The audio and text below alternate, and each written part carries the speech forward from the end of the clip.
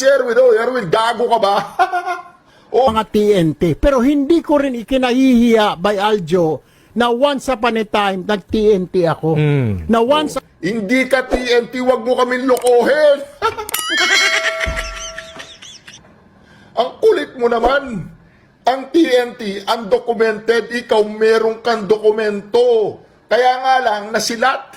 Nalaman nila na hindi mo pangalan Erich. Ang pangalan mo, Erwin. Tapos pinanganak ka sa Tacloban. Saan mo siya pinanganak? Basta pinanganak ka ay sa isang sulok ng Pilipinas. Sabi mo, pinanganak ka sa Awahi. tindihan ko ho yun. Yung mga pinapauwi, yung mga nahuhuli doon, pinapauwi. I feel them, I can feel them. Hoy, gago. Paano mo mapifil eh? Hindi mo sila mapifil kasi hindi naman sila nagkaroon ng passport na katulad mo.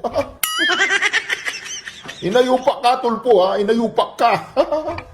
Alam nyo, ang alam mo ba, isa lang ito eh. Kaya binabanatan tayo dahil number 1 ho ako sa survey. Malakas. Putang ina survey na yun. SWS. Alam na ng buong Pilipinas yan na puro kasinungalingan ng mga ginagawa nila dyan. Wala nga si Marcoleta dyan, ibig mo sabihin. Mas sikat ka pa kay Congressman Senador Rodante Marcoleta. Ibig mo sabihin, si Senator Congressman Rodante Marcoleta hindi mananalo. Pero wala sa survey. Tapos ikaw mananalo ka. Dahil sinabi nila na ilagay sa number 1 si Erwin. Erwin, inayupa ka. Lampas lupa, tulpo.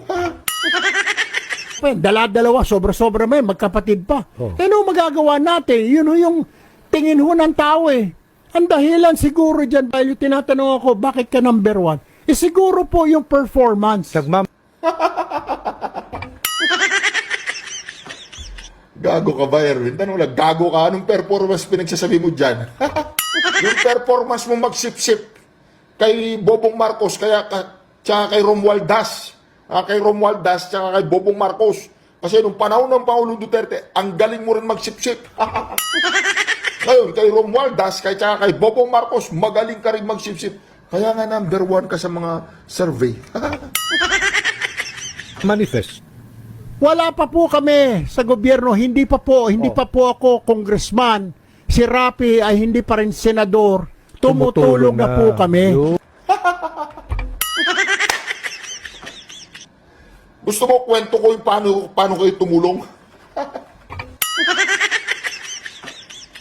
Gusto mo ikwento ko, Erwin, kung paano kayo tumulong? Gusto mo?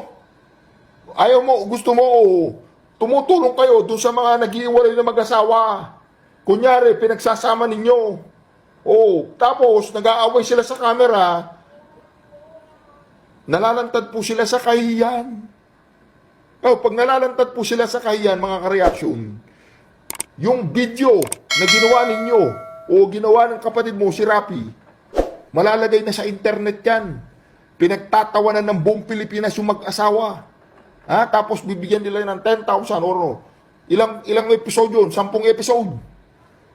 Sa 10 episode, magkano kinita nyo? Ngayon, sino tinutulungan ng taong bayan? Kayo o silang tumutulong sa inyo?